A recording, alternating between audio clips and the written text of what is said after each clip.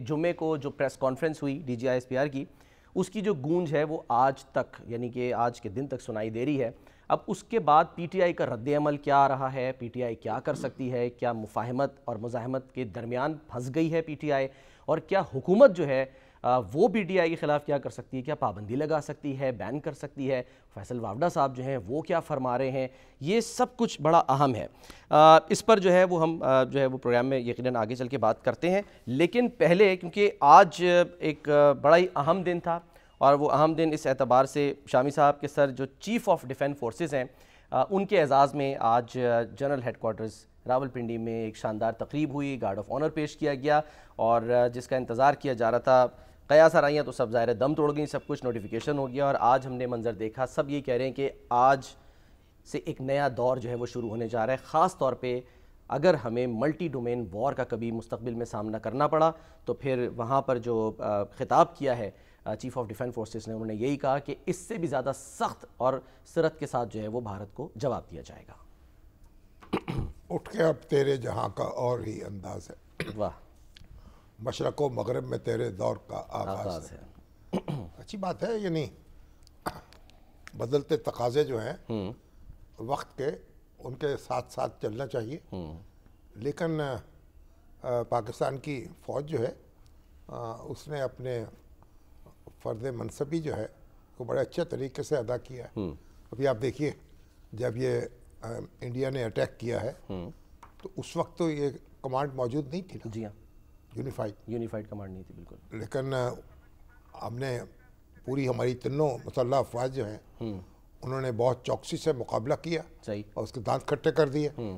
تو اب ٹھیک ہے، اب یہ کمانڈ جو ہے اس میں امپروومنٹ ہوئی ہے، اور تو ہمیں دعا کرنی چاہیے کہ اللہ تعالیٰ جو ہے ہمیں مزید کامیابیاں عطا کرے۔ اور فیلڈ مارشل نے کہا ہے کہ انڈیا کسی بھول میں نہ رہے، ہاں جی، اگر پھر کوئی حماقت کی تو اس کا جواب جو ہے مزید سخت ہوگا اور مزید تیز ہوگا۔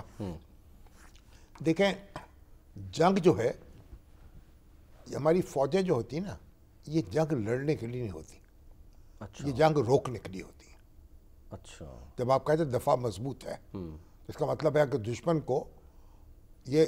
جسارت نہیں کرنی چاہیے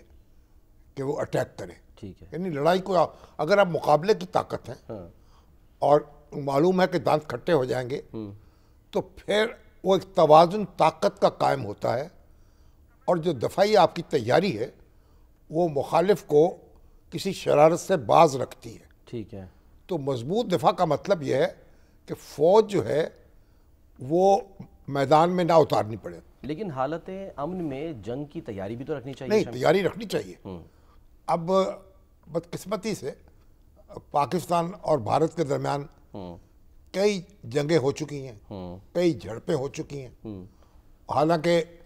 یہ دونوں ملک جو تھے ایک باہمی سمجھوتے کے ذریعے وجود میں آئے تھے۔ ٹھیک ہے، یعنی آل انڈیا کانگریس، مسلم لیگ اور انگریز جو وائسرائے تھے، ان کے درمیان اتفاق رائے ہوا تھا،